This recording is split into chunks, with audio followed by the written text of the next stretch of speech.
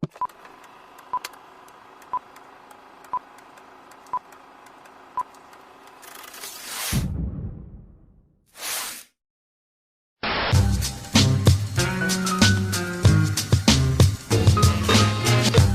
faut arriver à une solution politique.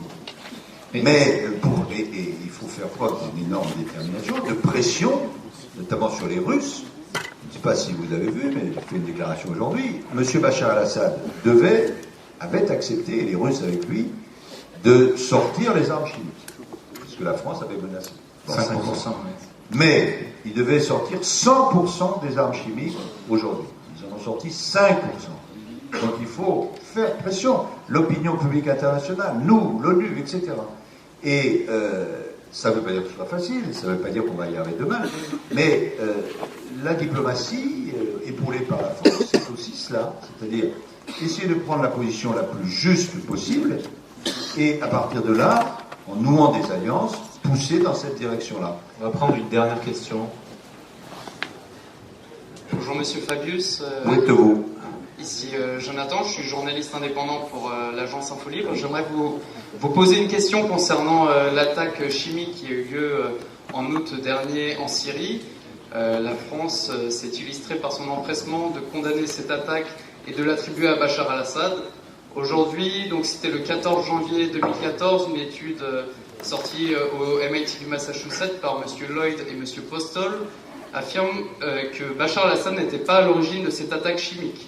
Est-ce qu'aujourd'hui, ici devant cette assemblée, vous pouvez reconnaître vous être trompé sur cette situation et présenter vos excuses? Certainement pas. M.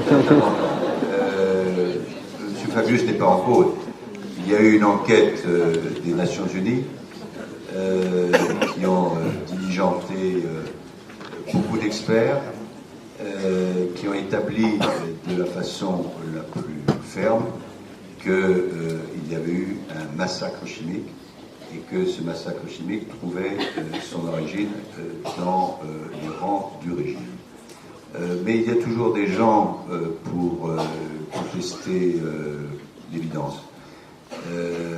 Malheureusement, l'évidence est absolument incontestable et les mêmes personnes, en l'occurrence M. Bachar al-Assad, qui 2 jours avant niait qu'il possède des armes chimiques, ont été obligés de reconnaître 2 jours après, non seulement qu'ils en possédaient, et qu'ils l'avaient utilisé. Faites attention, monsieur, il faut bien sûr toujours être très méticuleux sur les preuves, mais quand on est en face d'un criminel, il faut dire que c'est un criminel. Merci. Merci.